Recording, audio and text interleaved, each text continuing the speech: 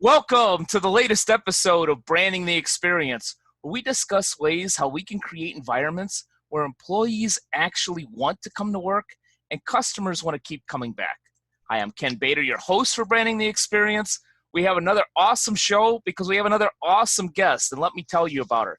Her name is Milana Leshinsky, and Milana is an entrepreneur, business strategist, and a marketing mentor to coaches, authors, and speakers. She is the founder of SimplicityCircle.com, whose mission is to help entrepreneurs grow their revenue while keeping their business as simple as possible. We can all use that. I need to talk to you later. Milana is also the inventor of the Telesummit. We're going to dig into that, as well as the author of Coaching Millions and Simplicity Entrepreneurship, Escape Burnout, Find Flow, and Discover Your Shortest Path to Profit. She went from being a classical musician from the Soviet Ukraine to building a seven-figure coaching business online. Milana, welcome to the show. Thank you so much for having me, and I'm excited to dive in. Terrific. Yeah, we definitely want to talk about that whole Telesummit thing because we've got a lot of service-based businesses that watch this show that could really use that tool.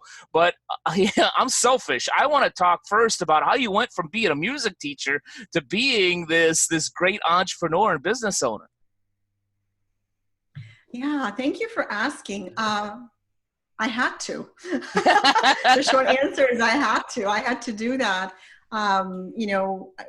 In the process of immigrating from Ukraine, from the Soviet Union at that time to America, my uncle was in touch with my family the whole time. He already lived in New York, and he kept telling my dad, nobody needs musicians here. So I was determined to prove him wrong. I knew nothing about America at that time, but as soon as I came to the States, I learned some English, and I immediately got enrolled into college for a music major. What I didn't realize is that music education system here in America is very different. You don't actually learn music in schools the way that we did. And so My first year in college of music education in music major, it's like I went back 10 years in the level of information and learning that we were exposed to.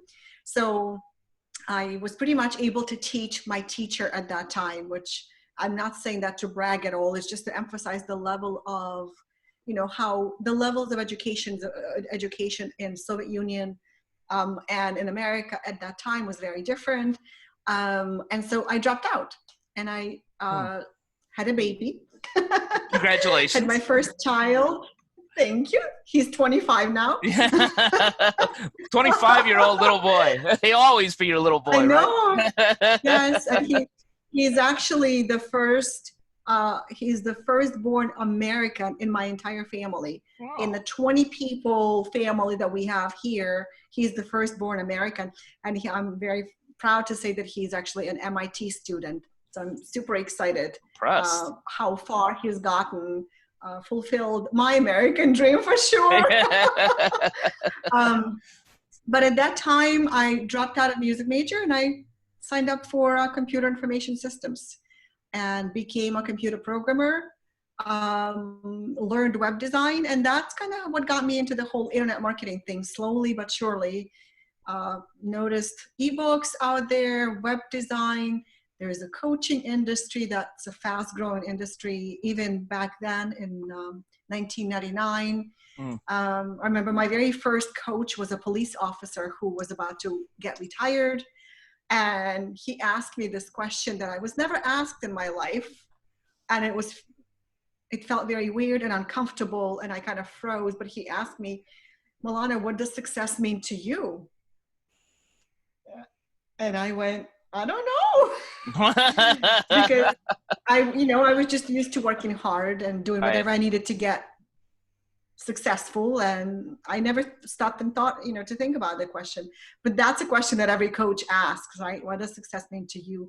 What does it look for you like for you to be happy, fulfilled with your life? And so slowly I got into the coaching industry. Absolutely love it. I love working with coaches, special people, who deserve a special spot in heaven We need a haven to help too. us all Yeah. promote ourselves. A haven too, yes, yes. But yeah, so that's kind of how I got into the, from the musician to an internet entrepreneur. Is I realized that to be a musician here is a very different thing that I imagined in my mind at that time, and I wanted something else that allowed me to use my creative, Sure. my creativity and my craving for creativity somewhere else. And Right. it became online marketing, which I absolutely love. Got it. Yeah. Got it. Now that's a tremendous story. Yeah, I know we talk a lot, today about, immigrants and so forth. And I love these stories because there are so many people like yourself that come from another country and really, really do amazing things to give back to this country, to give something that's really special. And I know that you're doing that. Yeah. Yeah. But let's talk about the Telesummit, because there's a lot of summits out there. I don't even know if I really know what the heck a Telesummit is. But as we mentioned when we were talking before we began the show, a lot of the folks that watch Branding the Experience are looking for ways to keep customers coming to them. And are looking, many times they'll have events, maybe little financial seminars after work or on the weekend and so forth, where people kind of come in and they need to learn new tools to be able to connect with these people online. So first, tell us exactly what a Telesummit is. So a telesummit is also known as virtual summit because when I first came up with the word telesummit, there was just conference lines, so it was called Right. telesummit. But since then, there's all these technologies now. We are on video right now, so a lot of people use this technology, this video platform, to host their summits. There's also social media. There's Facebook Lives. There's a whole bunch of other ways to host your summit and to actually implement it. But a virtual summit or a telesummit is an online event which can be conducted either on a conference line or on video like we are now. Right. And it's typically done over the course of multiple days with multiple speakers. I've seen virtual summits with as few as 6 speakers, and I've seen summits with as many as 94 speakers. Yeah. That last weeks, right? I can only say that my virtual summit, it was going on for 2 weeks, and I had 22 speakers, and I was running it live. But today I noticed that most people run it pre-recorded, and they then share the recordings, and many times they sell recordings if they're valuable enough. So it's modeled after a live conference event. You can have panel discussions, breakout sessions. You can do everything like in real life conference events, but Right. online. Right. And when I came up with the idea, it was because I had 2 children by then, and I had a 1-year-old and I had a 6-year-old, and I couldn't travel. Right. I wanted to be a work at home mom. I wanted to stay home, but I also knew that I was missing out on all of those events that were happening in my industry. And I was thinking, man, I wish I could attend, but it's too much time away. So I created my own, and it was virtual, and people didn't need to travel. And apparently there were thousands of other people who felt the same way. They either couldn't travel because they were, moms like me, or they lived too far away, maybe in another country, or they didn't want to travel because traveling takes time away from the business. Chaotic travel, Right. the hassle of travel is not for everybody. And so a lot of people joined me. And so for the first 3 years I did my summits, I ended up with thousands of people learning about me, getting on my mailing list. Yeah. I ended up selling 6 figures worth of recordings of my summit. And I put myself on the map. I'm super grateful for the strategy because it really turned me from an unknown and an invisible coach in my industry into somebody who people called the mega coach, the the thought leader in the coaching industry. Like suddenly everything changed, and I went from struggling to get clients and chasing clients to Yeah. having a waiting list of clients. So that's the beauty of hosting your own telesummit or virtual summit. Right. Right. No, great story and very interesting. The funny thing is I learned about virtual summits in the last, I want to say, 3 or 4 months. Because I'm one of those crazy guys that doesn't mind traveling. I'll get on a plane and go, practically anywhere, to either go speak or MC a conference or whatever. I love the human interaction in person. Now, a word from our sponsor, Beta Training and Consulting. BTC is the creator of the B plus C plus S formula. Our clients that implement that formula increase their net income by 124% and grow their business by 17% on average. The best place to start working with Beta Training and Consulting is with our B plus C plus S audit. The service pinpoints issues as well as attributes of your business's unique brand, culture, and strategy. Learn more or sign up for a B plus C plus S audit at www.btcinc.net/BCS-audit. I had the distinct pleasure to meet Milana at the New Media Summit, and one of the other folks at the New Media Summit was Cody Dakota Wooten. I don't know if you had a chance to meet him or not, but about 3 or 4 months ago, an individual connected with Cody reached out to me and said, we would love to have you speak at this leadership summit. Are you available, this Friday or Saturday? And I thought to myself, well, I'm going to be here and there. And I said, where is it? Because I'm pretty booked on Friday and Saturday. Where do I need to fly to? And it's like, no, you don't need to fly anywhere. It's a virtual leadership summit. We just need 1 hour of your time. I says, well, all right, well, I could fit it in here. And I thought, wow, what a neat idea. I never, in my consciousness, maybe I'm too old, who knows?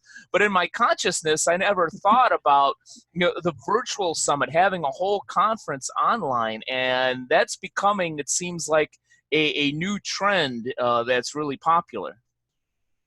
I think it's more than a new trend at this point. I started my very first Telesummit was 2005. Right. And then I hosted one in 2006. And then I taught a group of about 100 coaches and entrepreneurs. I took a train to Manhattan. I live in Pennsylvania, so I went to New York City and I taught 100 entrepreneurs how to do a summit. And by 2007, there were dozens of summits. And we're in 2019. At this point, there have been thousands of summits out there. There is a Mary Kay Summit. There are summits on migraines, sleep, stress management, nutrition. Some of my clients have done summits on happiness after divorce, on childhood sexual trauma, right alongside the Me Too movement. So there's Amazon did a virtual summit. Different software developers do virtual summits to launch their software, to launch their brand. So they're really, really big. And I don't know if I have the ability to share the screen, if you are open to that. Please, go right ahead. There's a whole thing that I like to share with people. There's like the 18 reasons to host a virtual summit. You get to build affiliate relationships. You get to position yourself as the center of influence within your industry. You get to connect and then align with industry leaders. You elevate your brand. You make waves in your industry and attract attention. And then you create more visibility opportunities. And visibility, as we know, begets visibility. Right. So you get endorsed by other people. What's special about virtual summits is that you don't need to already have an audience, to already have a business, to already have a mailing list. It's nice, it's helpful, but you can literally come up with a great idea for a virtual summit, and other people, your guest experts, will drive signups to your summit. That's the beauty of this strategy, that anybody can do this.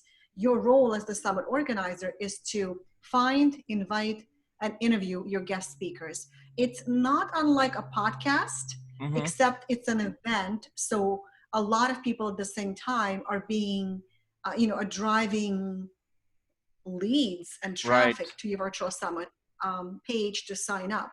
So you get these endorsements, you get to collaborate with people, you position yourself as a premier expert in your field, and most importantly, everything changes after you do a summit, because people start seeing you as the leader of leaders, right? Mm-hmm.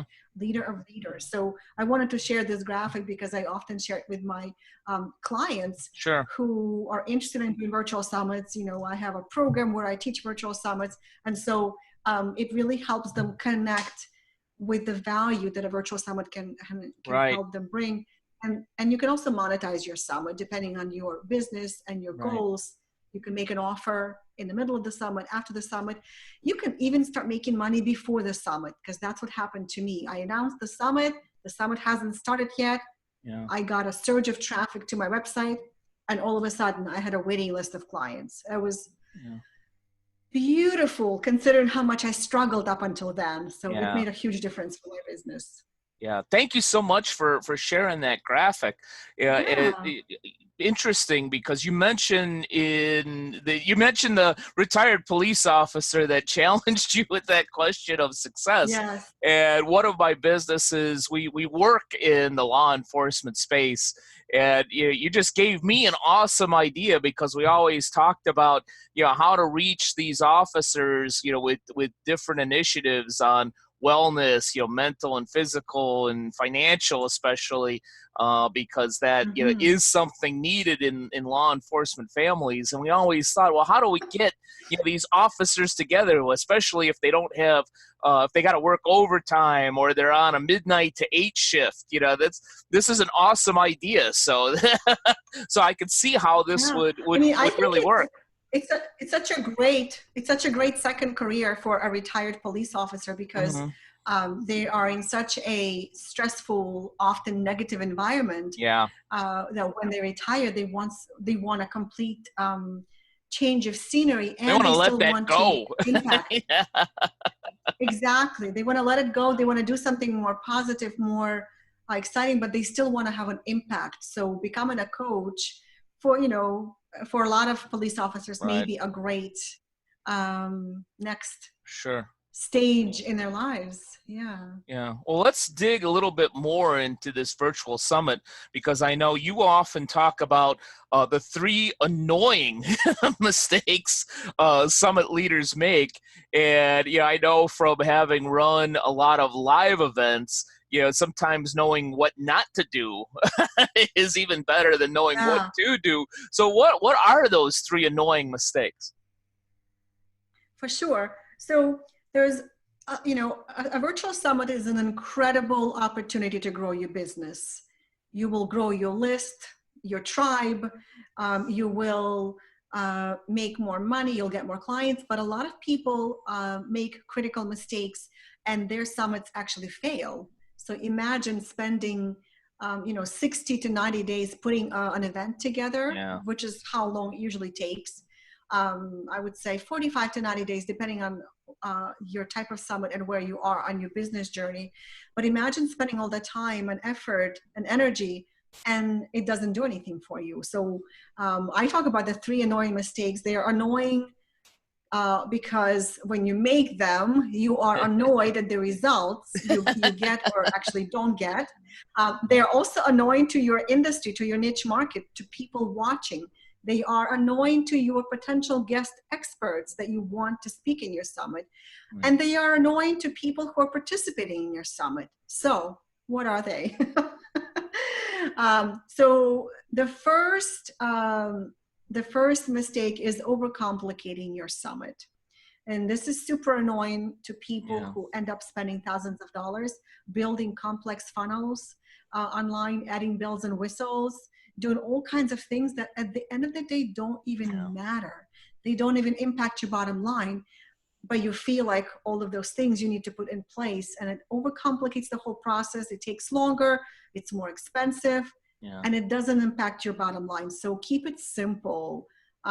People call me the queen of simplicity because my company is called Simplicity Circle. Right. And so I think that I'm a wonderful teacher who definitely simplifies and demystifies the process. You can deliver your summit literally with just the video camera and your email, and Yeah. that's it. Like, you could do that as simple as that.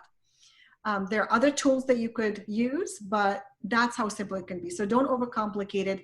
That's not the focus of your virtual summit.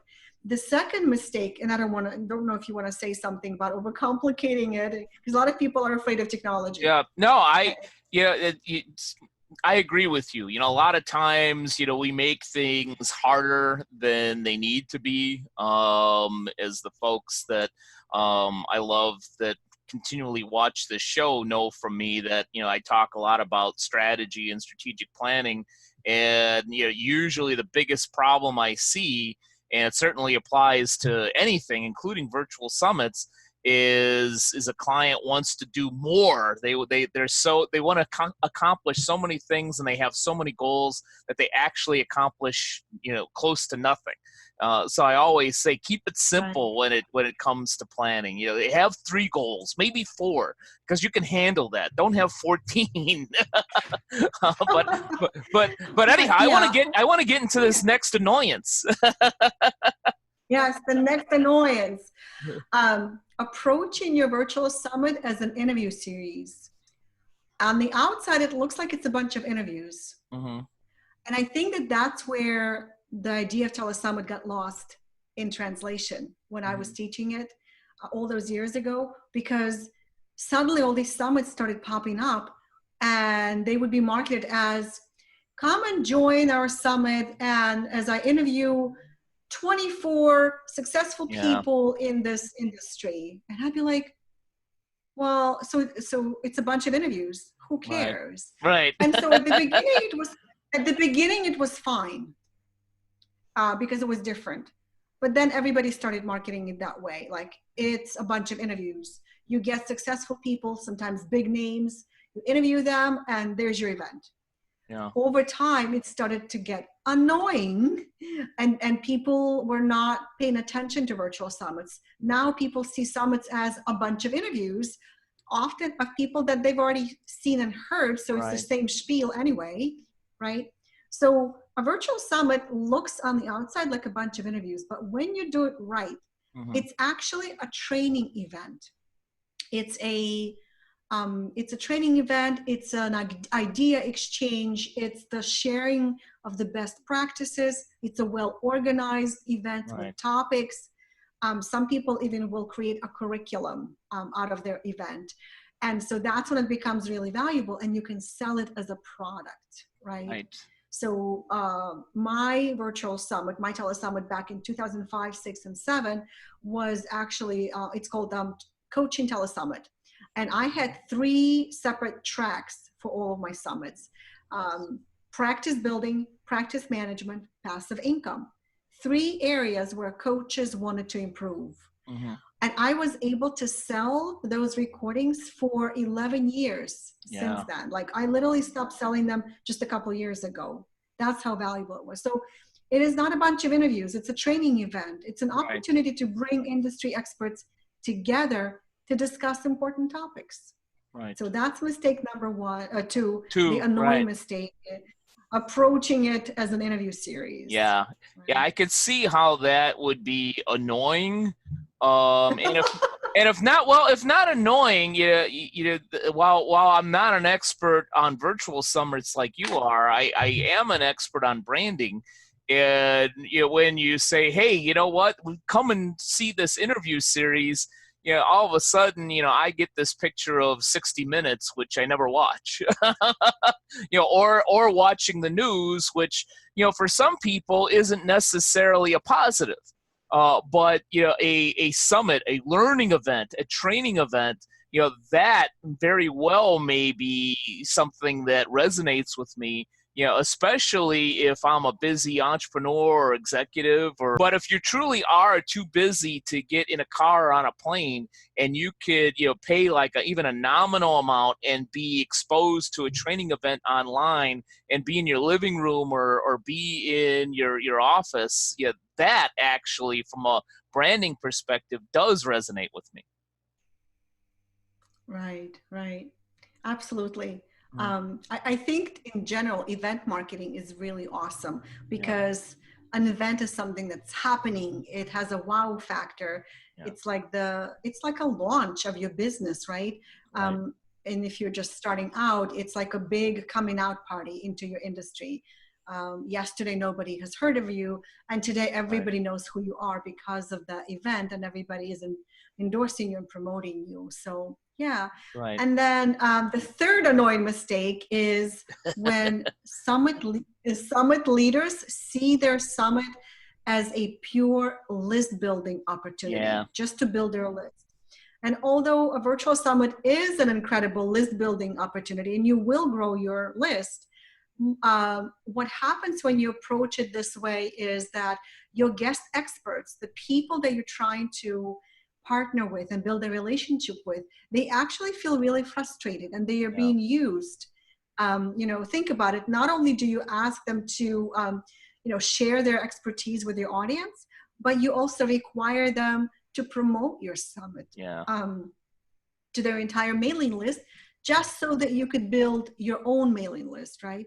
And there's nothing wrong with asking your guest experts to promote. mm, That's what you're supposed to be doing. That's the concept of a telesummit or a virtual right, summit. But when done incorrectly, if you come from a position of requiring them to promote, you're actually going to be turning them off right. because it feels pushy and salesy and it doesn't build relationships. And you might actually lose a potentially great expert who has a lot of value to Yeah, bring to your event and make your event stronger and better. So you want to inspire your speakers to right. promote the event. You don't want to push them or shame them into promoting Yeah, it. Like, I've been on the receiving end of that, so I know how it feels um, to be a speaker who's being yeah, pressured to yeah. spread the word. Yeah, I completely agree with you on that one on so many levels because first when I do this show or a podcast, and I've been a guest on a number of podcasts and shows, and it always irks me a little bit when they say, here's a link that you need to put out beforehand, and here's another link that we want you to do after. It's like, you know what? I don't work for you. and Leave me I alone. I think a lot of speakers and coaches feel that way in that, I got my own business to run. But I That's always true. seem to get a lot of traction with my guests because I don't send out a lot of links or anything. I just simply say, here's the show. It went live. Share it as you feel fit. And then if they're really happy with the show, 9 times out of 10, they're going to share it anyway. If they're happy with the virtual summit and they're really excited about being on it and being excited about having been on it, they're gonna happily promote it because it's visibility for them as well. And one of the things that you said right at the beginning of this third annoyance that you were explaining is having run a number of live events and in getting speakers for these particular programs. Fortunately, 9 times out of 10, I get great speakers. They really understand their craft. But for the love of God, 1 out of 10 are always there to do like a sales pitch for an hour, or they just simply don't give a lot of value. It's they tease people and say, well, you know what? If you talk to me afterwards, I'm like, you're hired to give information and training. Would you please do it? Right. Well, I think it's all about having a relationship because the one thing that happened with me and with many of my students who do Mhm. virtual summits is the summit is just the beginning. Mhm. It's an opportunity to begin a relationship with people who will become your referral partners, promotional partners. Some people like to say JV partners, joint venture partners. Mhm. It's an opportunity to create relationships with people that you can mastermind, that you can Right. exchange ideas with, that you can cross promote. I mean, there's a lot of that. So a summit is not just about the transaction. All right, we'll do Right. the interview, we'll promote, done. No, I'm still in touch with people who have spoken in my summits in 2005. That's almost 15 years ago. Right. So that has to say something for the level of depth in these relationships that you can Right. establish. And, you know, a lot of times people will use a summit to launch their brands, Right. to have their brand suddenly become top of mind for people. Mhm. I don't know if you are, you know, like every company that I see do a summit, people ask me, they already established, why are they doing a summit? They don't Mhm. need a list build. They don't need to do a summit to increase their sales. They already have thousands of subscribers. Well, yes, and they want to grow their business further. And the way Right. they're doing it is by launching a summit, which suddenly makes everybody in their industry aware of their brand. So it's a Right. brand building event, very much like a podcast, right? You start a brand to reinforce, you start a podcast to reinforce your brand. A Right. summit is like that, except instead of doing it on a regular basis, not all of us like to do that. Right. Be consistent with a podcast episode. Do a virtual summit once a year. It's like a booster shot for your brand, Right. right? And it just penetrates all the little aspects of your Right. niche, of your industry, with your name, your brand name, your offers. Suddenly the brand awareness level Yeah. skyrockets. And so I just want to make sure I say that, because people watch your show, Right. as part of branding expansion. Yeah. Yeah. No, you great points. And it aligns with one of the things that I stress with practically any online activity is that, sure, you can sell a little bit, but you have to earn the right to sell. The main point of being visible online is branding yourself and telling your unique story, connecting with people, engaging with people. When you're truly doing that properly, whether it's with a virtual summit or maybe a podcast, or just simply educational posts or funny posts, frankly, that people find amusing and entertaining. You're doing that, and it sounds like that's very similar to virtual summits. One of the last Yeah. questions I have for you is, can you give one tip, maybe your best tip, on somebody that might be thinking about launching a virtual summit? My best tip. Oh, yes. The best tip I'll give is, don't just throw a bunch of interviews together. So we talked about that as one of the annoying mistakes, but specifically, be thoughtful about your summit. Come up with a really hot theme Mm-hmm. that your ideal clients will be attracted to, right? Right. There's a lot of summits out there that are called like Conscious Entrepreneurship Summit, Yeah. or Business Success Summit, like very generic themes that don't really do anything to build brand awareness or attract the right people to your business. What you want to do is you want to think about your audience and their biggest pain points in Right. connection with what you do, and then connect your summit theme to your audience's biggest challenges, to your overall business vision, to the products, offers, and services that you want to make as part of your summit, to the bigger vision of your business. In other words, have a summit theme that really attracts the right people for your audience, for your Okay. business. I think that would be the first. Like, you come up with the wrong theme, and Yeah. everything is going to be harder.